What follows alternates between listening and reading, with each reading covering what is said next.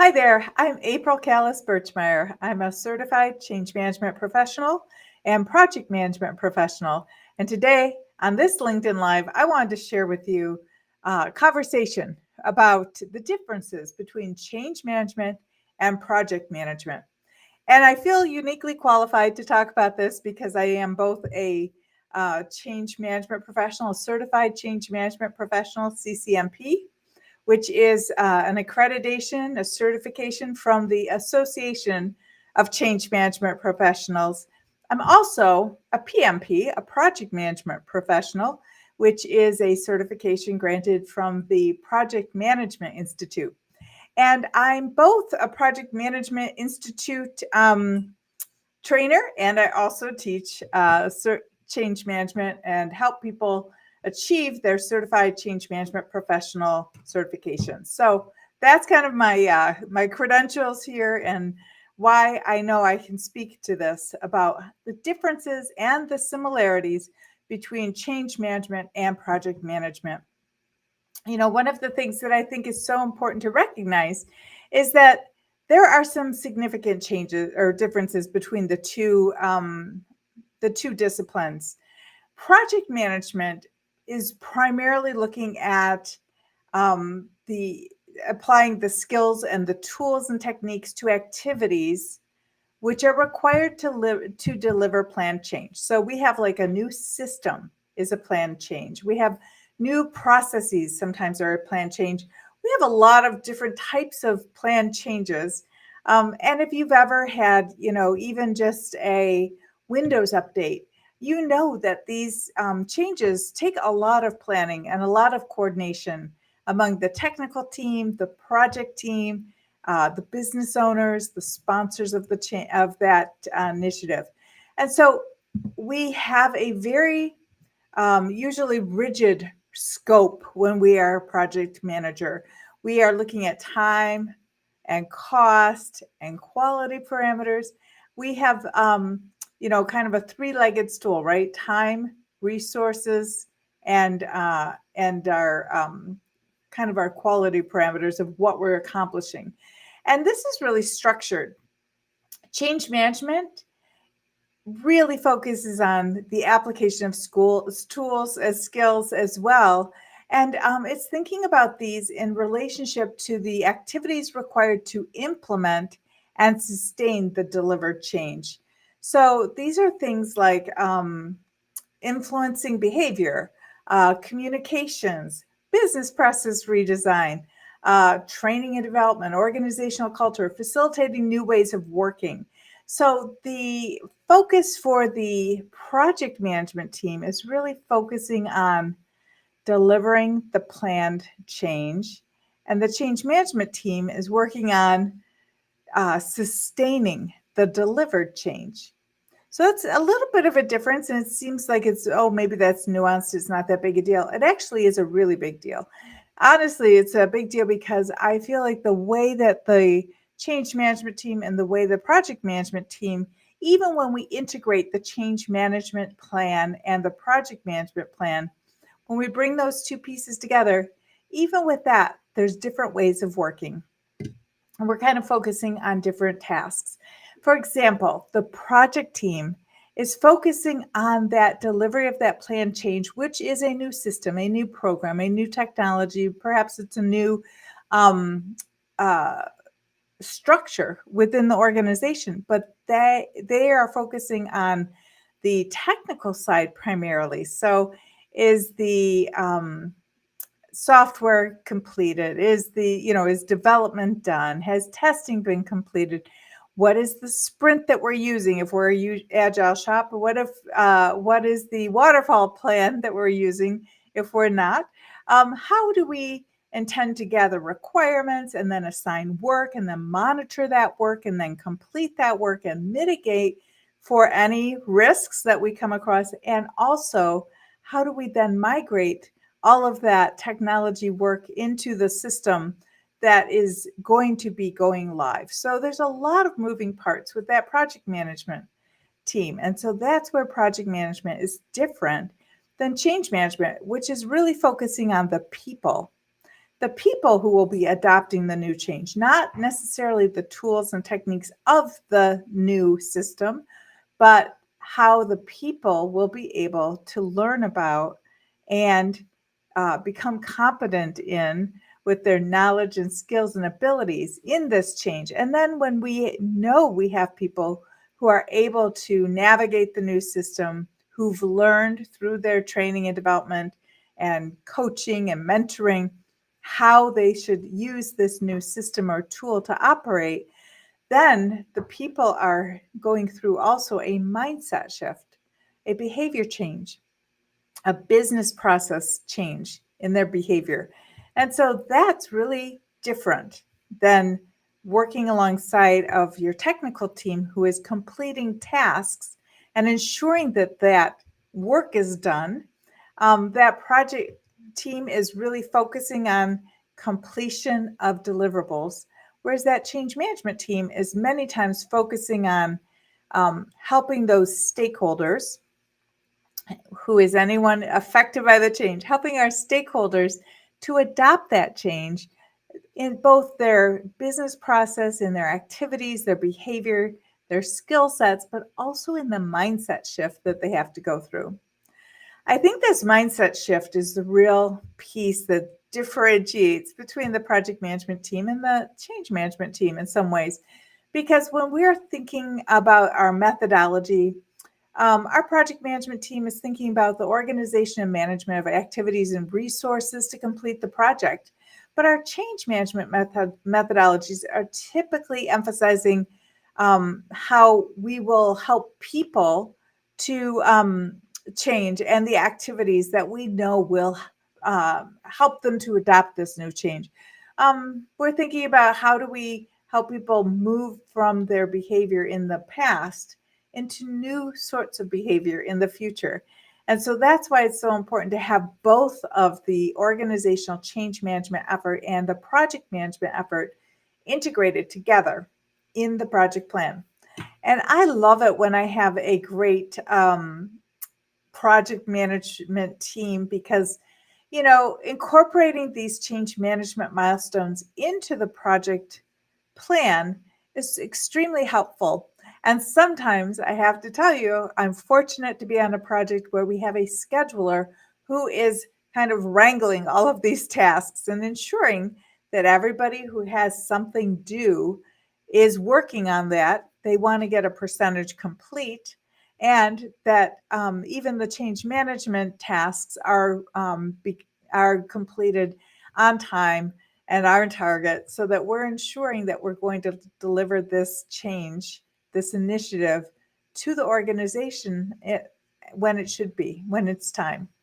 I think that also there's some different tools and techniques that we use, for change management. Many times we're thinking about how do we describe the change in a relevant and relatable way? How do we share the information of the change, not just send an email, which I know this is the first go-to for everybody when we're thinking about our organizational change. The first impulse we all have is send an email, send an email.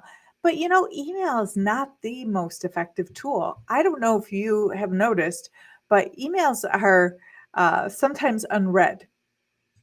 Just saying. So I think that it's really critical to plan beyond the email. How else can we get to people? Can we use TikTok or shorts? Can we do a podcast? Can we create a video newsletter? Can we create a paper newsletter? Can we send something out? Can we have a billboard? I mean, what could we do? I'd love to think about, can we create a hologram that would go to every person and walk them through how to do their training, right? Walk them through as a coach. I mean, that would be awesome. So there's a lot of tools that we're using that we need to use for people to understand this change and how it impacts them. So when I'm envisioning all of these exciting future states, I think that it's really important that we spend that time wisely, and that the project team is really empowered to drive that schedule and to ensure that the change management team and all the change tasks that have been integrated into the change plan and the project plan are all getting completed so that we're able to really make sure that we add value to the organization. Now, that's the one area where there is no distinction between organizational change management and project management. Both add value to the organization. Both are essential for successful change. Now, I do have to tell you, I've had project directors who have said, well, why can't we just tell people to change and they will just do it? I mean, if somebody tells me to change, I just do it. I hear that, but I don't believe that. I don't believe that just by telling someone change, they will do it. I think there's a variety of pieces we have to help with. We have to, of course, tell that story of change so people can understand it. With whatever communication vehicles we're using, we have to have a story that makes sense to people why we're doing something. I think we also need to ensure that our leaders, our sponsors, our managers and supervisors are completely engaged in that change. I think that it's so critically important that I spend a lot of time working with sponsors. I spend a lot of time working with sponsors who are leaders in their organization and really believe and actually are correct that they are excellent leaders. They truly are excellent leaders. But that doesn't mean they always know what to do as a sponsor. Just because you know how to lead a team or lead your organization does not necessarily guarantee success as a sponsor, because the sponsor has very particular tasks and a role and responsibility to ensure that they are communicating in a way that those stakeholders can hear and access, and that they are visible, they are active, they are involved with this change all the way through the entire project timeline. Then I think one of the keys is to really communicate well. And as I said, I'm not talking about sending an email necessarily, but the way that we communicate, and if we get that communication out to the right target audience at the right time and the right place, we really can be effective as change professionals. Sometimes I find that people think communications is all change management is, but it's not. There's a lot more to change management than communications. We have stakeholder engagement. How do we engage with those stakeholders to ensure they know what's going on? We have learning and development. There's so much training that we can do.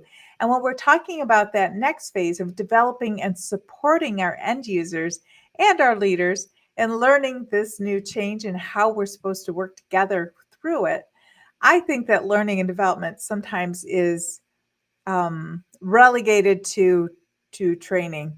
But there's so much more to training than training.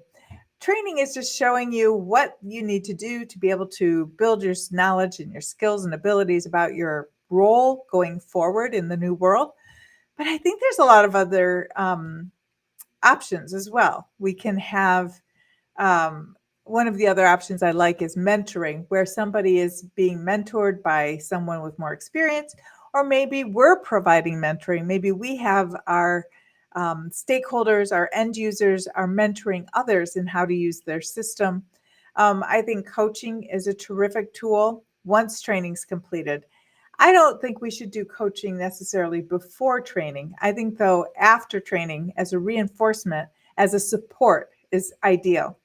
I think also having learning labs of some sort where you have a subject, like we're going to do a Zoom learning lab and we're going to focus on how to submit expenses today, right? And everybody who joins can see the instructor's screen, the trainer's screen, and they are following along and doing it in their own system for themselves. I think that we have many different options on how we can transfer knowledge, how we can cement that understanding of what's going on, and really use people in the organization to help each other connect to each other so that nobody feels like they don't know how to use the system or to be effective or to get better at it. So, and then finally, I have the thought about, we really have to focus on the why of the change whenever we have resistance starting up.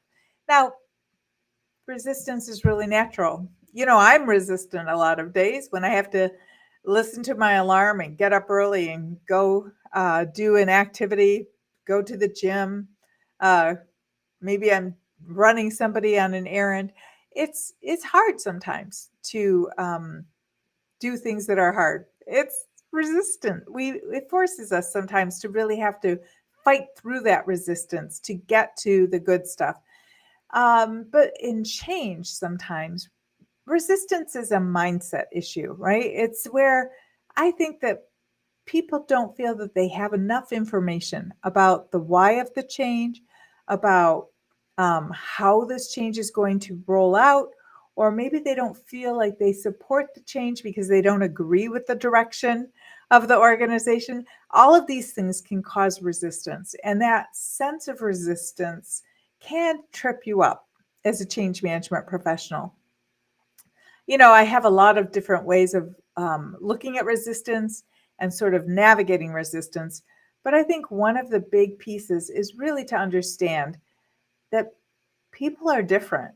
And some people adopt and adapt to change very, very easily. It's very fast for them. It's not a big deal. They're used to kind of going with the flow.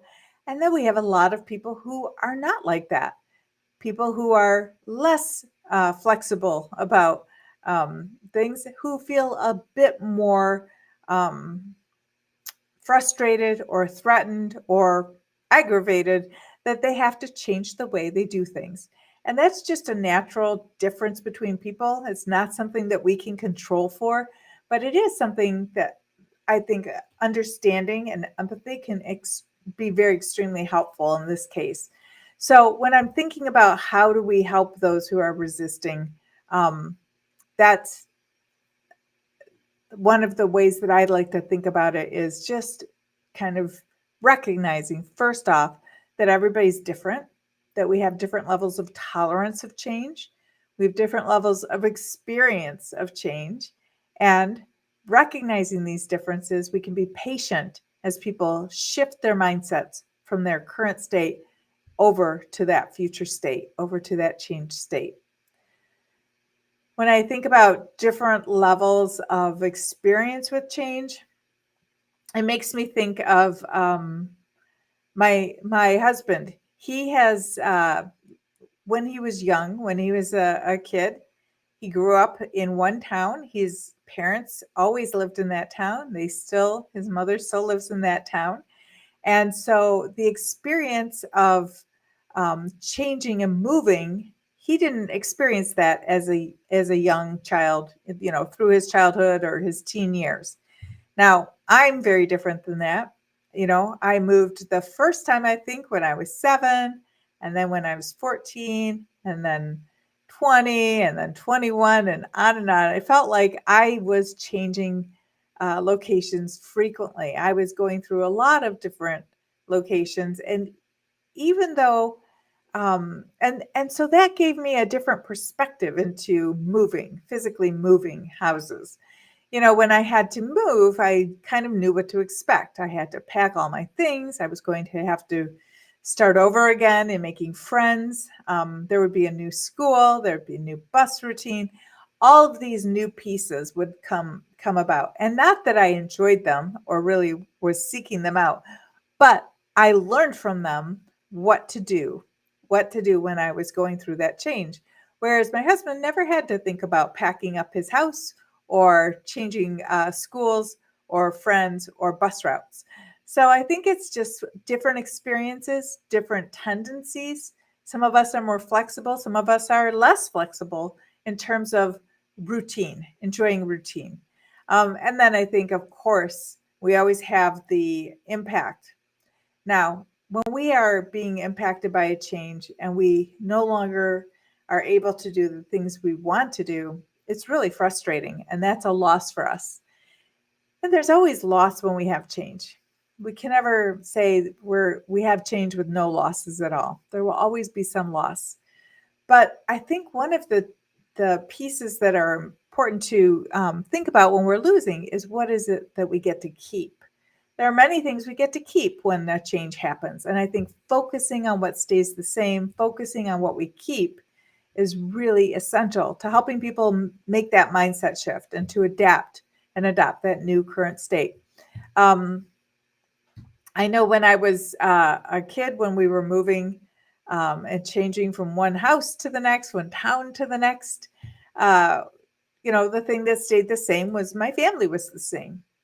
Um, when you have pieces you can look to and say, well, this is at least is not changing, that can sometimes be comforting as you go through that mindset shift and that change process. When you have things that everything is changing at once, that can really be a lot more difficult to navigate, and it can actually really make people feel like they've lost sort of a sense of control around their environment. So many times when I'm working on an organizational change, I'll do a change impact assessment. I want to understand how this change will impact the stakeholders. And then I also do a change impact assessment of the environment, not just how is my change that I'm working on or thinking about impacting the stakeholder group that I'm working with and thinking about, but what are the other changes going on in the organization? And how are they impacting this stakeholder group? Sometimes when I do this stakeholder mapping, I'll see that the stakeholder group is being impacted by many changes all at once, but nobody who is running those changes seems to know that their change is not the only one. And that just speaks sometimes to our own narrow-sightedness, where we have our blinders on and we're only looking at our project that we're thinking about. We're not necessarily looking around at the other projects who are impacting that same stakeholder group. And so that's a good part of change impact that I like to review in the stakeholder mapping, where I can see what are the other pieces that are impacting this group.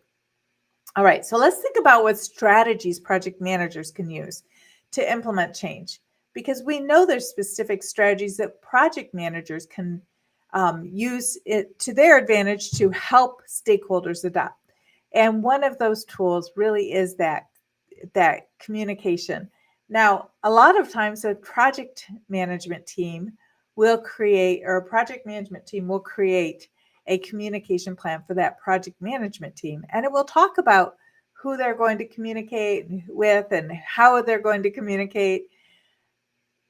One of the things that's interesting is that the change management team also has a communication plan and is focused on the stakeholders.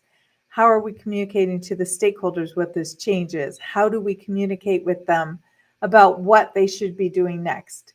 So it's two different types of communication plan, but they both exist in the project plan, and sometimes they can get a little bit confusing.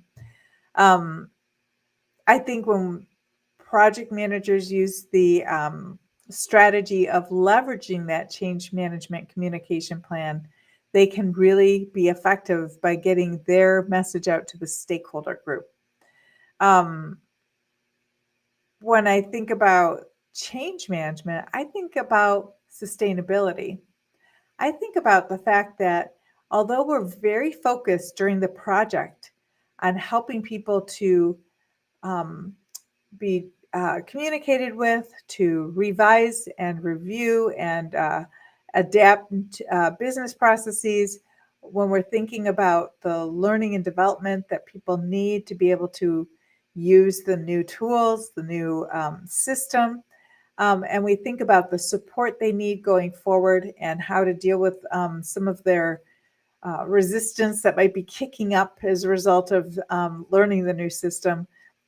When I think about all these pieces aligning for the stakeholder group, and I'm also thinking about sustainability, I think when I get to that point where I'm moving from a project into a sustained change, where I'm now ensuring that this change is sustainable in the organization, that's a really important piece. Now, most of the project management professionals at that point in time have completed the project and actually are starting to roll off as resources. They're starting to gain approval to leave that project.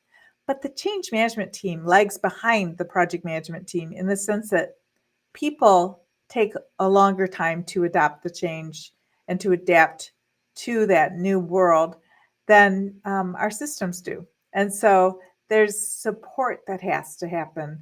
And that support is key in ensuring that our change is sustainable. I don't know if you've ever been on a change where it wasn't going well.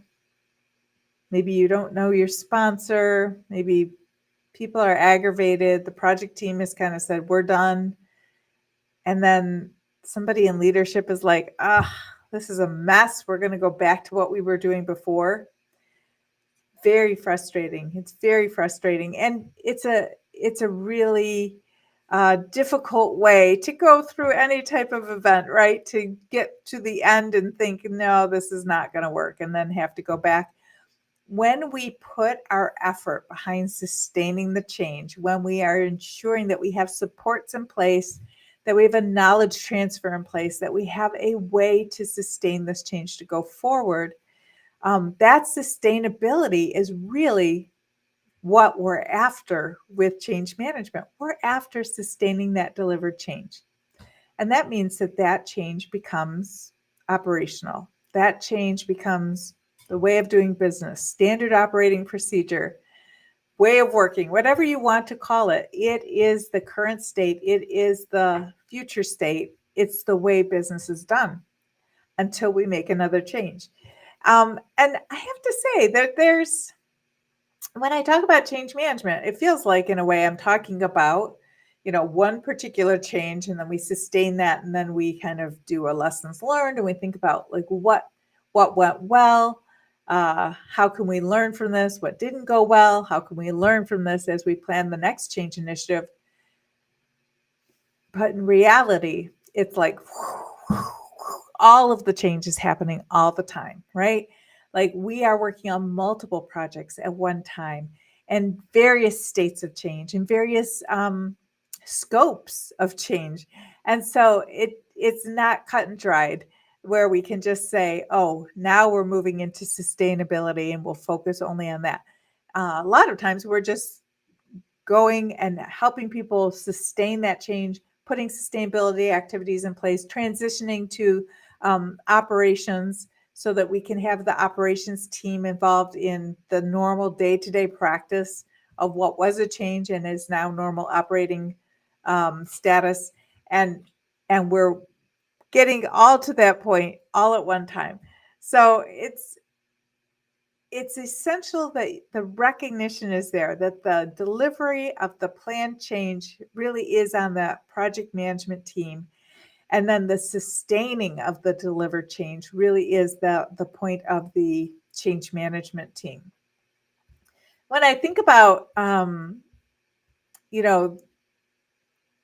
change that is project management and change management, and they're integrated together, many times I'm thinking about the fact that change can be both organizational and individual at the same time.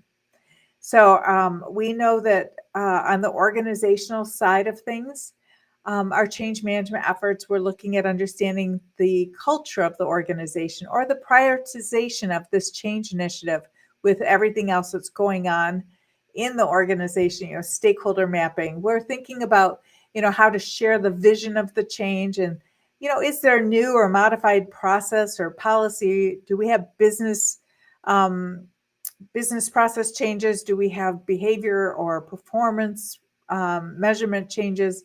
And then are we changing the structure, the reporting structure or the organizational structure of the organization to throughout this change? So that's kind of our thought about organizational change. Many times I'm thinking about how does the structure of the organization support the individual in their effort to change? Because at the individual level of change, we are addressing an individual's unique perspectives and biases and motivations and their experience and their behavior, their mindset, their resilience, their reactions, their resistance to the change. And then we are trying to work with them to help build this ability, this knowledge and skill base so that they know how to operate in the new world, in this future state. And then our sponsor is working also with individuals to help them recognize this change and to feel and know that they have support from their leadership in the difficulties that they might encounter in adopting this change. And so we may even have some coaching to help people move through an individual change. But the essence of project management and change management together are to add value. That's the essence of of two of them. They are two sides of a whole. They are two distinct disciplines that really dovetail well together when we integrate that project management plan and that change management plan. If you have questions or would love to learn more about organizational change management and project management and how the two are combined, please visit our website, www.springboard-consult.com. And you can see that we have a lot of tools and opportunities for you to learn more. We have an Ready Set CCMP community that you are welcome to join. We open it 4 times a year, so you are welcome to join when it's open, and it helps people to really have a community of change professionals who are also working on projects and also working together to ensure that they pass the CCMP exam. We also have Ready, Set, Change, Accelerated Training and Exam Prep. And that's our signature course that we run 3 times a year. Our 2025 calendar starts in February of 2025. So if you're interested in learning more about organizational change management and how it relates to project management, how the two work together to help people move from that current state to the future state to really realize the benefits of the change, then please join us. Thank you so much, and I'll see you next time.